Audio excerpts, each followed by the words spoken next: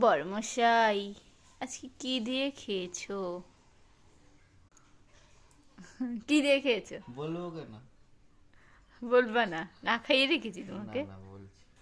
ভাত, ডিমের তরকারি, ডাল, বেগুন ভাজা, বেগুনি, ডিমের বড়া, আর কি ধনে পাতার বড়া।